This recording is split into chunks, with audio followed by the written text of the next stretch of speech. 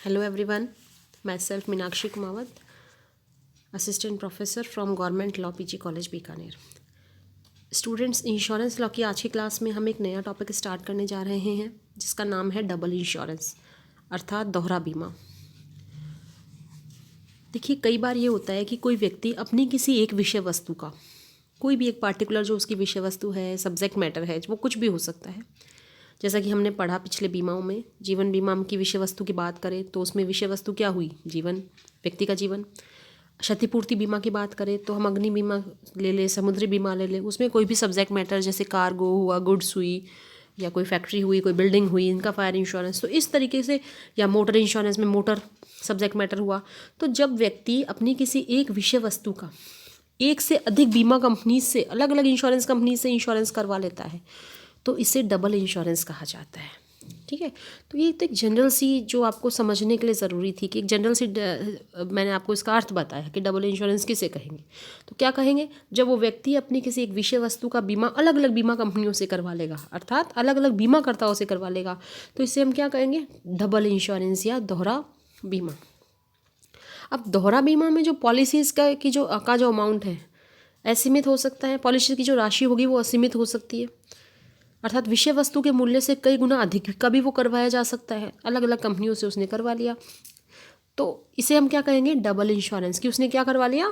Double insurance करवा लिया। ठीक है, तो आज का हमारा टॉपिक यही है, किस प्रकार के बीमाओं में करवाया जाता है, कितना ये फ़ायदेमंद है, क्या इसके लाभ है, क्या नुकसान है, क्या इसकी विशेषताएं हैं, इन्हीं सब पर हम चर्चा करेंगे। तो आइए क्लास स्टार्ट करते हैं। देखिए, जैसा मैंने आपको बताया कि जब बीमे की एक ही विषय वस्तु का एक से अधिक बीमाकर्ताओं से अलग अलग बीमा कराया जाता है, सब्जेक्ट मैटर जो होगा, यानी कि बीमा की जो विषय वस्तु होगी वो क्या है? एक ही होगी, और उसका बीमा किससे करवाया? अलग अलग कंपनियों से करवाया। जैसे ए कंपनी से भी करवा लिया, और बी कंपनी से भी करवा लिया, और सी कंपनी से भी करवा लिया गया। ठीक है, तो इसे क्या कहेंगे? किसने करवाया? मिस्टर एक्स ने अपनी एक विषय वस्तु का बीमा इन 3 कंपनियों से करवाया। तो क्या हुआ? ये कंसेप्ट कैसा हुआ? डबल इंश्योरेंस का। ये क्या कहलाएगा? दोहरा बीमा। दोहरा बीमा में बीमा पत्रों की राशि असीमित हो सकती है, अर्थात यह विषय वस्तु के मूल्य से कई गुना अधिक भी कराया जा सकता है। क्लियर? दोहरा बीमा सभी प्रकार के बीमों में कराया जाता है। तो सभी प्रकार के बीमों से हमारे यहाँ क्या मतलब हुआ? आपको याद है, हमने पढ़ा था लास्ट क्लासेस में कि बीमा 2 प्रकार के होंगे हमारे। एक तो होगा आपके जीवन बीमा अनुबंध, दूसरे आपके क्षतिपूर्ति बीमा अनुबंध। तो कहने का मतलब ये है कि ये जीवन बीमा अनुबंध में भी करवाया जा सकता है और क्षतिपूर्ति बीमा अनुबंध में भी करवाया जा सकता है। वैसे ध्यान रखने की बात यह है कि जीवन बीमा अनुबंध में ही, यानी कि जीवन बीमा में ही डबल इंश्योरेंस का फ़ायदा होता है, क्षतिपूर्ति बीमा अनुबंधों में नहीं होता, क्योंकि वहाँ पर जो क्षतिपूर्ति की जाती है वो केवल वास्तविक हानि की ही की जाती है। क्लियर हुई बात? तो जैसे एक व्यक्ति अपने जीवन के संबंध में कितने ही बीमा पत्र ले सकता है, अपने लाइफ के संबंध में कितनी ही लाइफ पॉलिसीज वो ले सकता है, तथा निश्चित अवधि के पूरा होने पर सभी बीमा पत्रों की रकम बीमित या उसके उत्तराधिकारियों द्वारा प्राप्त की जा सकती है। मान लीजिए मिस्टर एक्स ने अपनी लाइफ का इंश्योरेंस करवा लिया, किसी कंपनी से 20,000 का, किसी से 50,000 का, किसी से फिर 20,000 का, तो कितने हुए टोटल? 90,000। तो वो तीनों से ले सकता है। या तो वो अगर पॉलिसी मैच्योर हो जाती है, वो जीवित रहता है तो वो ले लेगा, नहीं तो उसके उत्तराधिकारी, उसके हायर्स ले लेंगे उसकी डेथ के बाद में। ठीक है, तो इस तरह से जीवन बीमा में क्षतिपूर्ति का सिद्धांत लागू ना होने के कारण सभी बीमा पत्रों की राशि का लाभ उठाया जा सकता है। क्लियर हो गई बात? क्योंकि वहाँ क्षतिपूर्ति का सिद्धांत लागू नहीं होता। जीवन बीमा में ये नहीं होता कि जितनी क्षति हुई या वास्तविक हानि का ही केवल आपको भुगतान किया जाएगा। वहाँ पर तो ये क्या है, हमने पढ़ा था लाइफ इंश्योरेंस के टॉपिक में कि लाइफ इंश्योरेंस क्या है आपका? इन्वेस्टमेंट भी होता है ये आपका। ठीक है ना? तो इस तरह से ये इन्वेस्टमेंट भी होता है, इसलिए यहाँ पर जो आप टोटल राशि देते हो वो आपको वापस प्राप्त हो जाती है, या आपकी या बीमित की मृत्यु के बाद उसके उत्तराधिकारियों को प्राप्त हो जाती है। क्लियर? फिर हमने, जैसा मैंने आपको कंसेप्ट अभी हमने देखा, दोहरे बीमे का कंसेप्ट देखा, तो अब दोहरे बीमा के जो कैरेक्टरिस्टिक्स है, फीचर्स है उसके, वो क्या क्या है? फर्स्ट ऑफ ऑल ये क्या है कि एक ही विषय वस्तु का बीमा एक से अधिक कंपनियों द्वारा कराया गया हो। दोहरा बीमा कब लागू होता है?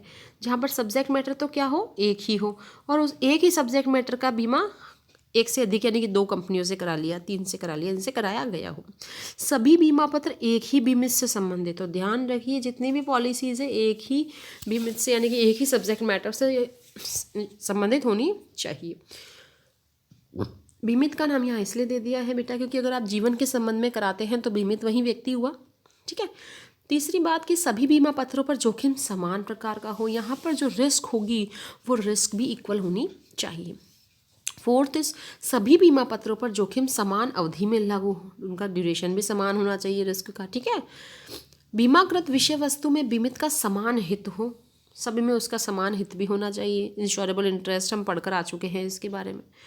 दोहरे बीमे की वास्तविक उपयोगिता केवल जीवन बीमा के संबंध में। ये देखिए जैसा मैंने आपको बताया अभी था कि डबल इंश्योरेंस का अगर फ़ायदा चाहते हैं तो डबल इंश्योरेंस का जो फ़ायदा है वो केवल और केवल किस में है, जीवन बीमा के संबंध में है।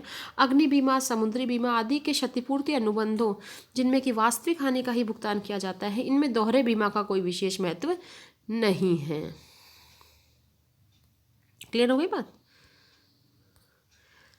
जैसे फॉर एग्जांपल अगर हम इसको क्लियर करने के लिए कुछ उदाहरण अगर आपको देखना चाहें तो देखिए, जीवन बीमा की अगर हम इन्वेस्टमेंट की बात करते हैं तो मान लीजिए एक मिस्टर रमेश है, एज एन एग्जाम्पल हम लेकर चलते हैं। मिस्टर रमेश ने अपने जीवन पर विभिन्न बीमा कंपनियों से 20,000 रुपये, 40,000 रुपये तथा 60,000 रुपये की 3 बीमा पॉलिसियाँ ली हैं। कितने कितने के लिए बेटा? 20,000 के लिए उसने, 40,000 के लिए और 60,000 के लिए 3 बीमा पॉलिसी लिए 3 कंपनी से। हम मान लेते हैं कि उसने ए कंपनी से ली है, बी कंपनी से ली है और सी कंपनी से लिए। ए कंपनी से 20,000 रुपये के लाइफ इंश्योरेंस करवाया है, बी से 40,000 का और सी से 60,000 का।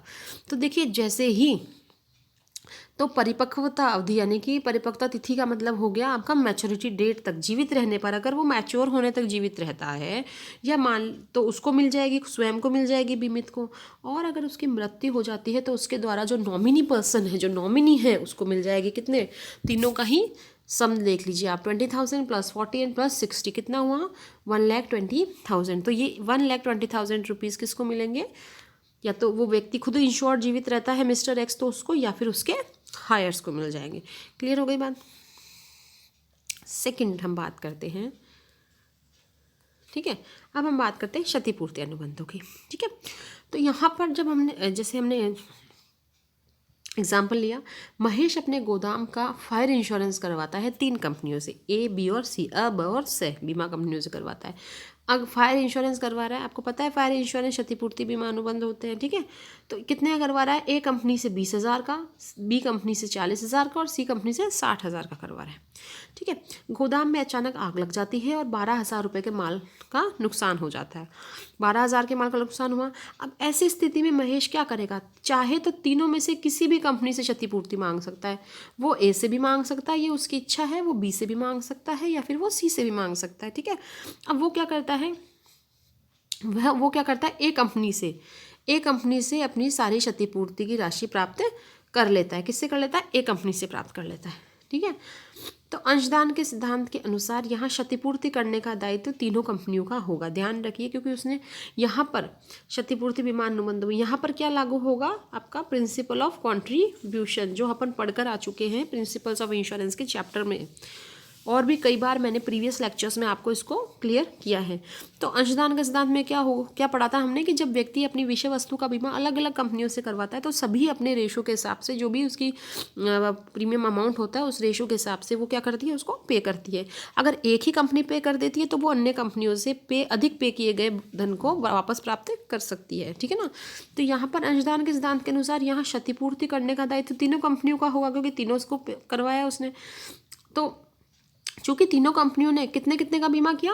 20,000, 40,000 और 60,000, तो उनका क्षतिपूर्ति का दायित्व निकालना होगा हमको। तो हम कैसे निकालेंगे क्षतिपूर्ति में उन कंपनियों का अनुपात? किस अनुपात निकालेंगे? इस अनुपात पर निकालते हैं हम लोग। टोटल आपका 1,20,000 हो गया अमाउंट। ठीक है ना, और इसके अलावा नुकसान को यहाँ रख देंगे। 12,000 जो नुकसान हुआ है ये सबकी पॉलिसी का अमाउंट हो गया। 20,000, 40,000 और 60,000। ये हो गया ए कंपनी का, ये हो गया बी का और ये हो गया सी का। तो इस तरह से इनका दायित्व कितना बना? 2,000, 4,000 और 6,000। इस तरह से 12,000 रुपीज़ यहाँ पर डिवाइड हो गए इनके पॉलिसी के अमाउंट के हिसाब से। यदि बीमा कंपनी ए महेश को पहले ही 12,000 रुपये की क्षतिपूर्ति कर देती है, यानी कि पूरे के पूरे 12,000 रुपये किसने दे दिए, ए कंपनी ने दे दिए, जबकि ए कंपनी का दायित्व कितना बन रहा था 2,000 रुपीज़, तो ए कंपनी ने कितने ज़्यादा दे दिए 10,000 रुपीज़। तो अब इस सिद्धांत के अनुसार कॉन्ट्रीब्यूशन का प्रिंसिपल ऑफ कॉन्ट्रीब्यूशन के अनुसार जो 10,000 रुपये हैं, 2,000 तो यहाँ माइनस हो जाएंगे क्योंकि 2,000 देने के लिए तो ए कंपनी लायबल है, बचे हुए जो रिमेनिंग 10,000 रुपीज़ है ए कंपनी बी और सी दोनों कंपनियों से वसूल कर सकेगी। क्लियर हो गई बात? देखो ये दोनों कंपनियों से वसूल सकेगी, ठीक है ना। तो यहाँ पर अब ए कंपनी बी और सी कंपनी से 4,000 और 6,000 रुपये अंशदान के रूप में प्राप्त कर सकेगी। क्लियर हो गई बात? दूसरे एग्जाम्पल इसी में हम देखते हैं कि अगर मान लीजिए पहले नुकसान कितने का माना था हमने 12,000 का, अगर मान लीजिए महेश को कितने का नुकसान हुआ, कितना माल जला उसका 24,000 का, 24,000 का जलता है, तो यहाँ पर क्या होगा, महेश क्या ए कंपनी से क्षतिपूर्ति करवा सकता है क्या? नहीं करवा सकता, क्योंकि उसकी पॉलिसी का बीमा पॉलिसी की जो अमाउंट है वो कितना है, केवल 20,000 रुपीज़ है। तो 20,000 रुपये हैं तो वो 20,000 तक की क्षतिपूर्ति ही करवा सकता है, उससे ज़्यादा की नहीं करवा सकता। बाकी कितने बचे बेटा? बाकी बचे 4,000 रुपीज़। 24,000 में से 20,000 तो चूँकि पॉलिसी का प्रीमियम था ए कंपनी का, तो 20,000 का तो उसने करवा लिया, लेकिन बाकी बचे हुए जो 4,000 रुपीज़ हैं, उन 4,000 रुपीज़ को वो किससे वसूल कर सकता है? बी कंपनी से या सी कंपनी से। क्लियर हो गई बात? और जो भी कंपनी करती है अपने अपने अनुपात में अंशदान के हिसाब से वो वैसे दोबारा अतिरिक्त अगर कर देती है तो वो अंशदान के हिसाब से वापस बांट लेगी, ठीक है ना। ये कह रहा है ना, ये तीनों कंपनियां फिर अपने बीमा पत्रों की राशि के अनुपात में अंशदान बांट सकेगी, ये कंपनीज का राइट है बेटा, ठीक है ना। अब बात आती है कि जब टोटल 1,20,000 का माल जलकर राख हो जाए, मान लीजिए कि 1,20,000 का पूरा माल जलकर राख हो गया, और पॉलिसी भी कितनी करवा रखी है उसने, 20,000 देखा था हमने, फिर हमने 40,000 देखा था, फिर हमने 60,000 देखा था, इतने की थी पॉलिसीज़ भी, ए कंपनी बी कंपनी सी कंपनी की। पूरा अगर हो जाता है तो ऐसी परिस्थिति में महेश तीनों ही बीमा कंपनी द्वारा जारी किए गए बीमा पत्रों की संपूर्ण राशि प्राप्त करने का अधिकारी होगा, तीनों से ले लेगा, क्योंकि तीनों का अमाउंट कितना बन रहा है 1,20,000, ठीक है ना, क्योंकि संपूर्ण हानि तीनों बीमा पत्रों की कुल राशि के बराबर है। तो यहाँ पर उसको कितना प्राप्त हो जाएगा, तीनों ही कंपनियों से 1,20,000, ए कंपनी से, बी कंपनी से और सी कंपनी से। क्लियर हुई बात? तो इस तरह स्टूडेंट्स आज की क्लास में हमने देखा डबल इंश्योरेंस के बारे में कि डबल इंश्योरेंस क्या होता है। अगली क्लास में एक नए टॉपिक के साथ हम लोग मिलते हैं, तब तक thank you all of you.